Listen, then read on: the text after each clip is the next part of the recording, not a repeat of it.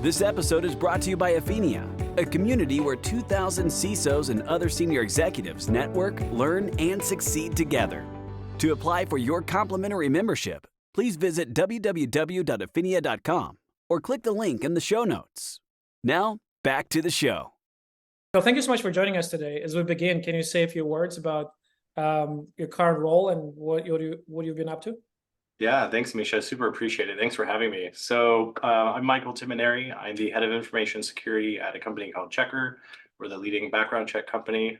You might know us from many of our gig economy customers. I've been at the company 3 years leading the security program.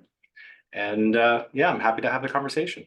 Certainly, certainly. And as a head of cybersecurity, what kind of functions roll up to you, or it's 360? Yeah, that's a good question. So everything from the application and infrastructure security all the way through to our technology compliance programs, whether it be SOC 2 Type 2 or ISO certifications, that those all report into me. So a full shebang, and happy to speak about all of it. Certainly, certainly. So that paints the picture of where you are on this arc of your career. But how did you get into cybersecurity in the first place? What was the first door you knocked on? Yeah, it's a really good question. So my entire career, I've been a technologist, right? So back in the day, I was an NT4 systems admin, and then I was a Solaris administrator, and doing SCO Unixware and all kinds of stuff. And so my journey really went from building core competencies in systems administration all the way through to the first time I went out on my own to make my millions, right? We all know how that goes. So then I dabbled into different programming languages and database administration and network architecture. And so I had a very broad background in technology, but that was a time when, the fact that the role of a system administrator included things like patching your systems, right? Security was a fundamental concept as a part of whatever that role was that you had as a technologist. Over the time, especially with the adoption of cloud computing and things of that nature, the roles between who's responsible for what seemed to become a little bit more blurry. I remember one time I had a developer say to me that the system they were deploying in AWS used an Amazon machine image, therefore they don't need to patch. And that's just fundamentally wrong. It's an incorrect understanding of how the technology is managed. So it was probably about a good 12 years ago where I made a conscious decision to go from roles that I was doing in terms of leading IT groups to trying to pivot into security roles. And through that, I did many numbers of certifications from everything from ISACA and EC squared or IC squared and EC Council and all those. And then I went back and did a master's program in cybersecurity. And so I was very lucky to have some amazing mentors, some security leaders that I still lean on today, both from the public sector and the private sector, as well as through higher education. I was under the Chief Information Security Officer at Stanford University, Michael Duff, for many years, great influence in my career and how I approach security in general. So, and about 3 years ago, I decided I wanted to get the challenge of being in kind of the startup world and really helping to mature an organization's security program from, a smaller company to, hopefully one day a public company. And I think we're on a good path. Certainly. Well, and Checkr, I think, is well beyond the start. It's more of a, I imagine it's probably growing rapidly, but it's well beyond what most people think of as startup. It's right. It's a fairly large organization at this point. Yeah. I of course I can't say anything about any of the financials, but just know that we're definitely not a small company anymore. But we want to maintain that small company, that startup grit. And so we have several. We have our core products, but we also have new products that we're releasing that have very different sets of technologies. They serve different industries. And as a security leader, of course, that opens up new, of course, regulatory obligations as well as opportunities for here's a good example. So, it's publicly known that we've acquired several companies in the past. And, while Checkr being about an 8-9-year-old company,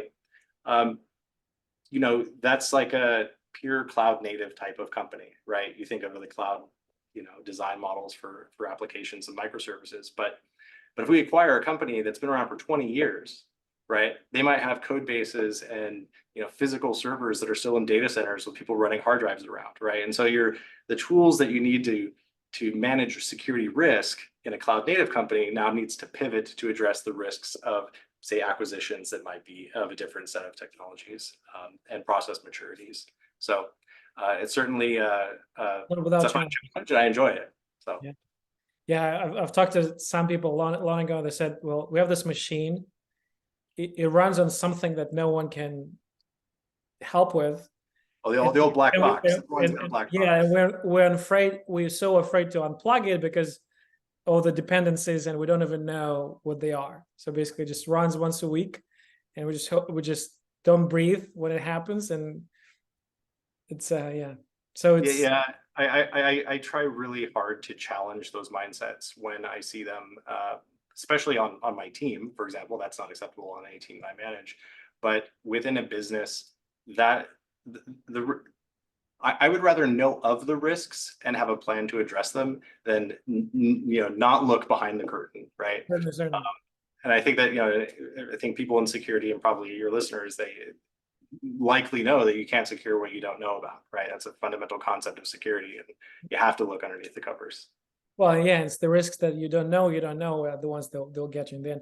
Well, it's very interesting. I think it's very interesting that you have this experience of starting technology and then transitioning, like this path of transitioning from technology to cybersecurity, which I think quite a number of people are following. And from that perspective, for someone who is in the same shoes but earlier on, they're looking at the space, they're seeing the growth, they're seeing the opportunities and challenges and the opportunities to learn and to make a career. What will be your advice? Where should people spend their time on? This is something I'm very passionate about, actually. I even have prepared documents that I share with people that I mentor that ask me these questions. And I feel like if you think of cybersecurity as a profession, there's kind of the pros and the cons, right? And I'll go through a few of those. Some of the pros is that security is a very challenging and always changing environment. There's always something new. There's always like, oh, the new database thing we want to implement over here, which has a whole different set of security needs than maybe a different database system, right? So if you like challenging and always having to learn, then it's a pro. Obviously, there's no shortage of cybersecurity positions or need. I think if you even watch the PHINIA weekly email blast of good and bad actors, you'll see that cybersecurity, people are hacked all the time. So there's always going to be a need for professionals. Another pro, depending on your personality, is you get to work with a lot of lawyers. Hopefully you have those relationships with lawyers well in advance of anything kind of bad happening. But if you like interfacing with people that do the law, then that's a good thing. A negative also of the career is that you interface with a lot of lawyers, right? That can be negative too. And also within cybersecurity, there can be long periods of stress. We, as a profession, a good security professional has to be someone that can be the calm voice in the room to guide people through a stressful situation. A lot of times you might interface with someone at the business that you wouldn't normally interface with, that they think that maybe they did something bad, they clicked the wrong link or whatever it might be. They're going through a lot of stress, and you need to be able to help, of course, manage the organizational risk, but be human at the same time. And so I think that's a very important quality. I'd say the last couple of things I'll say is qualities or traits of a good cybersecurity professional. Avoiding hyperbole. I think that's something that I talk about quite a lot with teams that I manage, is that yes, there are risks, and some of the risks that someone might see in front of them every day, because that's the technology they work with. Like maybe you're talking with an infrastructure networking individual, and they see this risk over here and they're wondering, well, why isn't that being fixed by the security team? Just knowing that there are other things, right? There could be this other risk over here that's a higher priority based on a risk assessment. And so just trying to ensure that you as a security leader don't, say the sky is falling all the time, but also when you do identify a risk, having well-defined processes that the business has bought into that supports to ensure that your risk assessment and prioritization is aligned with the business needs. Because at the end of the day, security in general, I mean, we are there to support the business. We need to be the yes and people. Like I jokingly say that like the lawyers can be the no people, right? And they probably jokingly say that security can be the no people. But at the end of the day, if the business wants to do something, yes, the business can do that thing. And here are the things we should consider to mitigate the risk around whatever that thing is. So just being very sure that you align with your executive sponsors, with your CEOs, your CFOs, because nothing that we do as a security program should be in contradiction with what the business needs. Interesting. Well, it's I think it's what you're saying. It's actually it's on the mind for a lot of people of transitioning from this department of no. Just it's safe to say no because it's changes can bring about some of the challenges, some of the risks. It's just easy to say no to changing that mindset to a business enabling department. It's a qualified yes, but it's still a yes at the end of the day. And this alignment with business goals, I think it's hugely important, which actually it's a very interesting topic because I think a lot of people who come up through the ranks and become CVP level executives, they're very technical. So for them, this concept of wearing the business hat as well, it's it's a skill that needs to be acquired along the way. Yeah, I think it's super important. And maybe I'll just give one example of, there are security professionals I've met in my career, and I'm sure this has been me at some point, where, let's say you walk through the office and you see someone with a laptop open and they have a yellow sticky note attached to that laptop with a password written on it. Password 1, 2, 3. Yeah, and there are some security people that they'll walk by, they'll figuratively slap their hand, wave their finger, say bad user, and yeah, okay, is it great that they have a password written on a sticky note? No, absolutely not. But you haven't built a relationship there. In my opinion, that's what I call lazy security. Like you should be asking the question, why does that user have a need to have a password written on a sticky note? And you might find out if you actually do the work of being a good security professional, in my opinion, you might find that, hey, the system that they need to do their work every day doesn't integrate, or it has not been integrated with your single sign-on infrastructure, or your own security policy makes them change their password every 2 days or something silly, right? And so you need to spend time to really understand the why behind the human factors of security. And I think most people know human factors are the primary, weakest link in security, as much as we like to pretend it's not. That's important. So don't be a lazy security technologist professional. Just spend the time to understand and relate to people and build those relationships. Makes sense because if users rely on workarounds, sticky notes or what have you, there's something in the process that's not ideal. That forces them to rely on those workarounds and not rely on the process that's built and validated. It makes a lot of sense. For cybersecurity leaders, what are some of the top challenges that you see? What are the top 3 in your mind that everyone is facing? Everyone is facing. That's a good question. So I think that, especially given the last maybe 6 months or more, as we've seen with generative AI and all of that, I think the biggest challenge, again, my perspective, is being distracted by the shiny objects. Now, some people might say like, oh, the biggest challenge is securing generative AI. I mean, yeah, there's challenges there, but at the end of the day,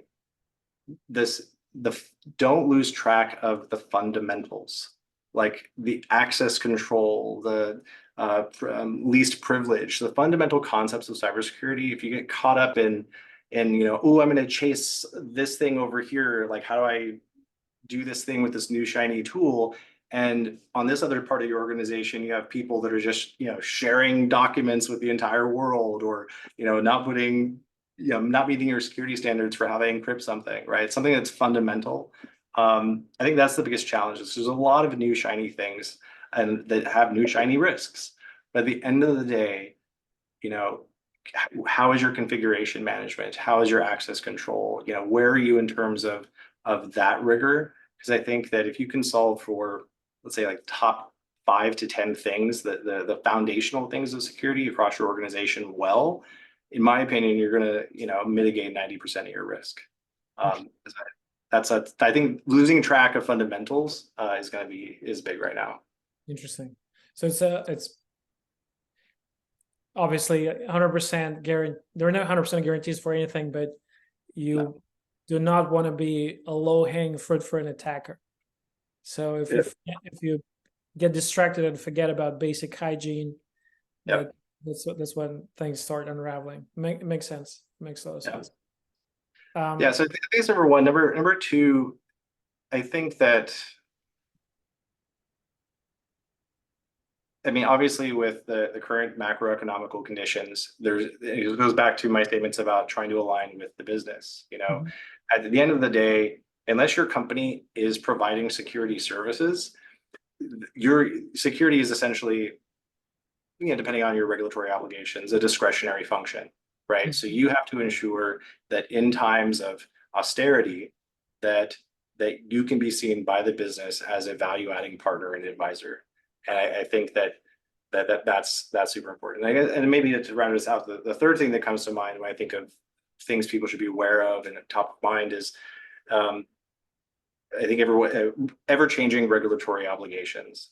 For example, if you're a private company, maybe this one doesn't concern you, but if you're a public company or on a path to a public company, you're going to be concerned with the revised SEC regulations on breach reporting, right? So that's 4 days. I think it's for public companies, and it's a moving target because I'm hearing that it's going to be more stringent for for private companies as well. So it's certainly a moving and evolving topic there.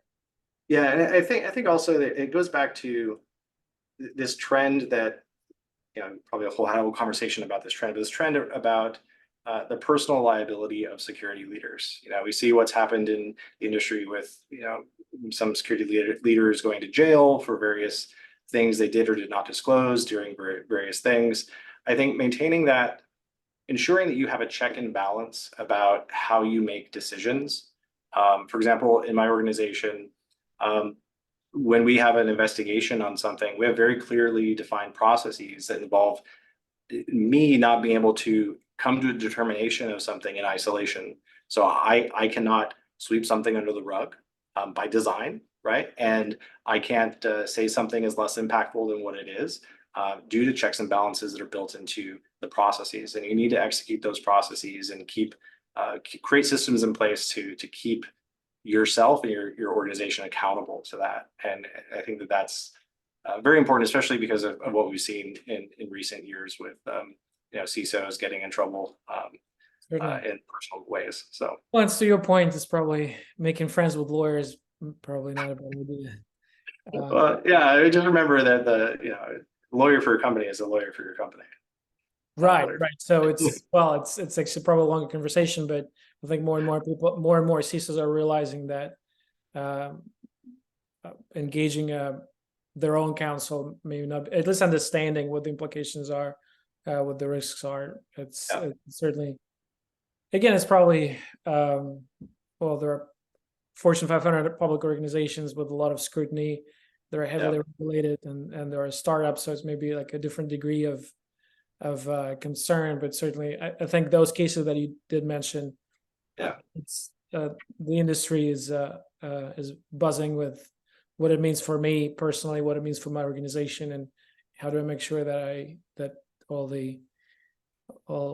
T's are all I's are dotted and T's are crossed. So it certainly makes a lot of sense. It's I guess switching gears a little bit, Michael. I know as cybersecurity leader, you probably cybersecurity in general is a team sport, right? So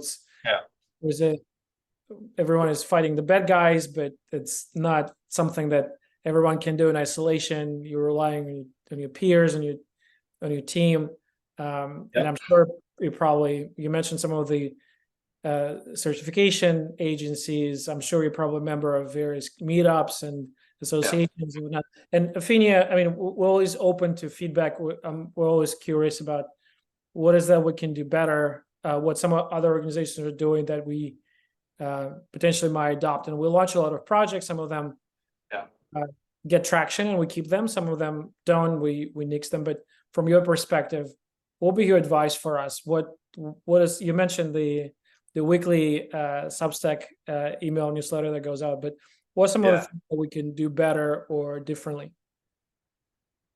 I mean, I've actually asked myself this question recently because I am a part of so many organizations, and you know, like I have a bunch of ISACA certifications, and they're a fundamental, you know, a fabulous organization.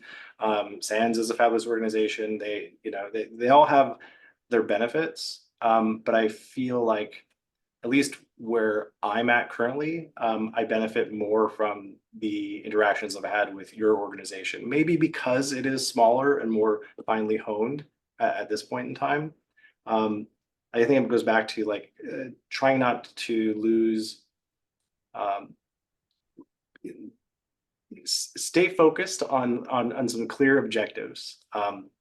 Like I get invited to so many talks and so many dinners with so many organizations that, you know, it doesn't really, it just kind of dilutes why I'm a part of that organization, right?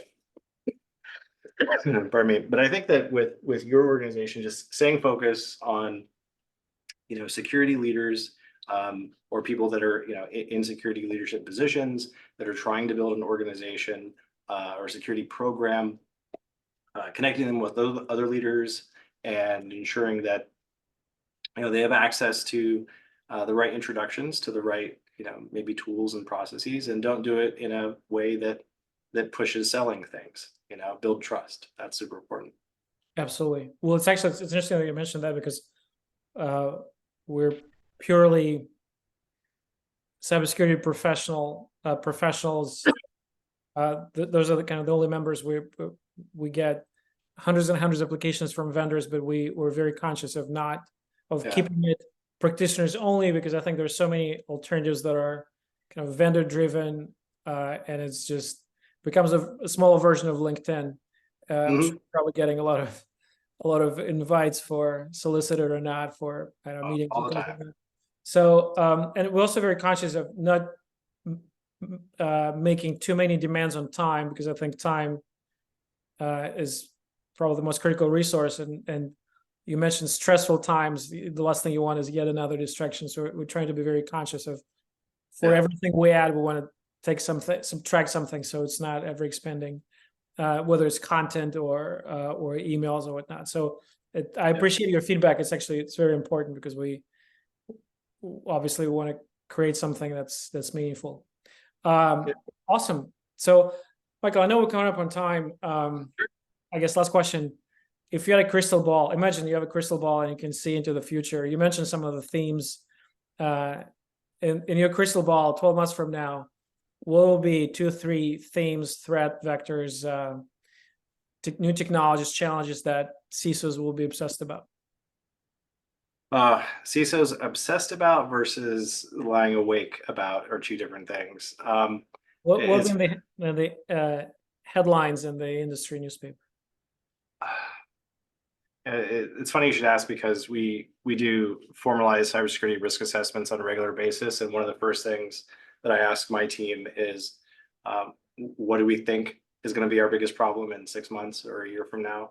And then every time we do a risk assessment, we go back and see how far off or how close we were to what happened. I would say that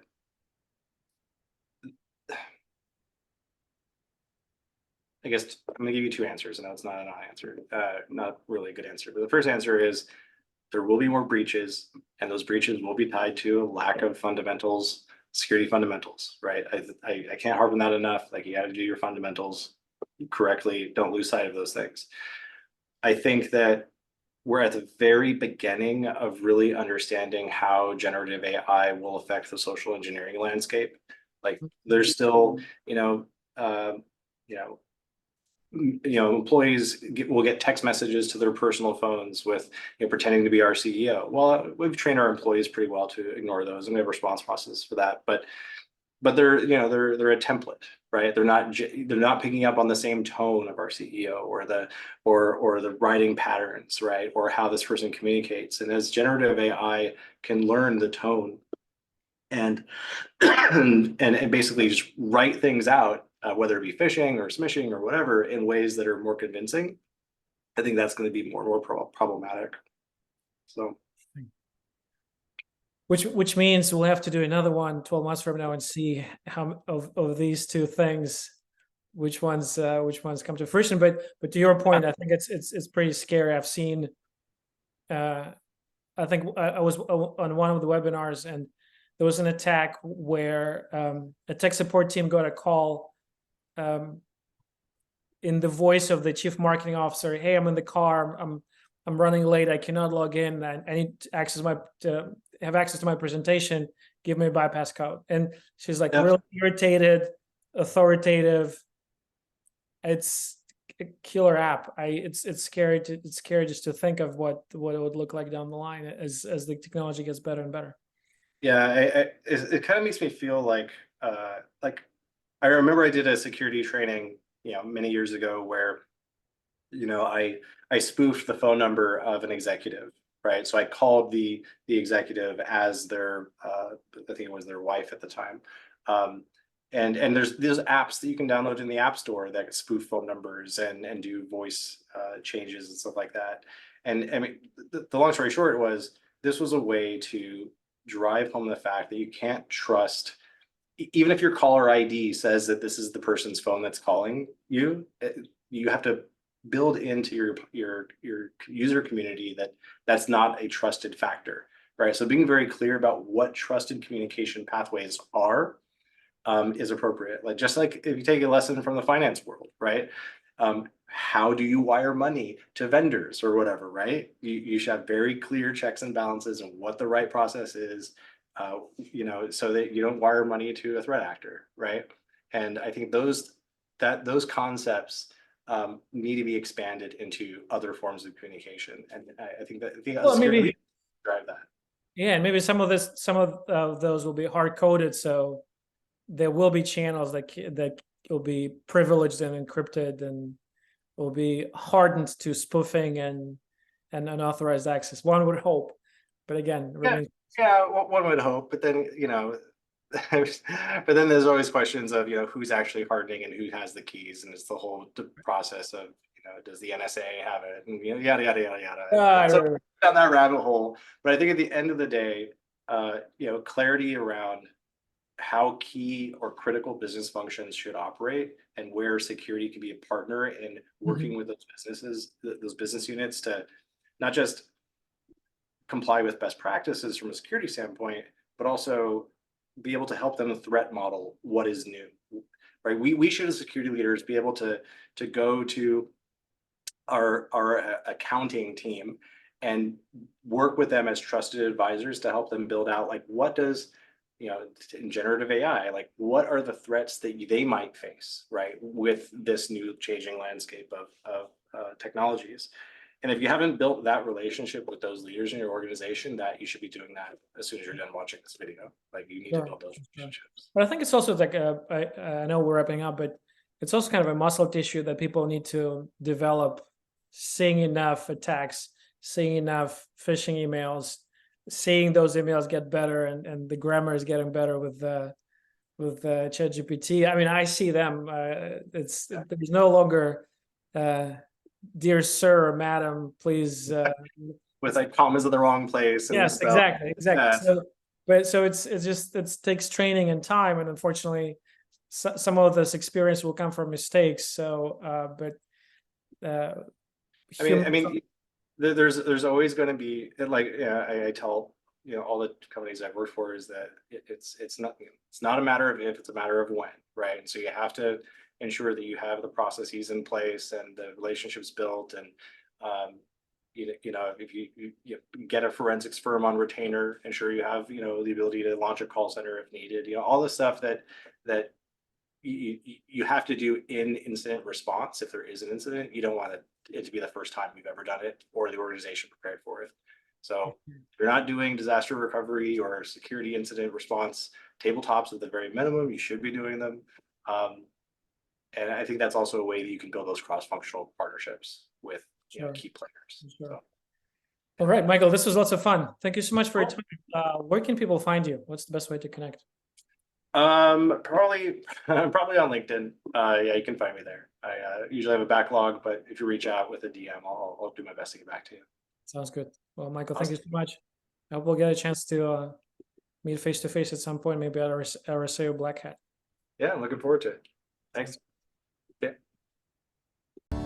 If you liked this episode, please subscribe to this channel and visit aphinia.com for more information about your complimentary membership, or click the link in the show notes.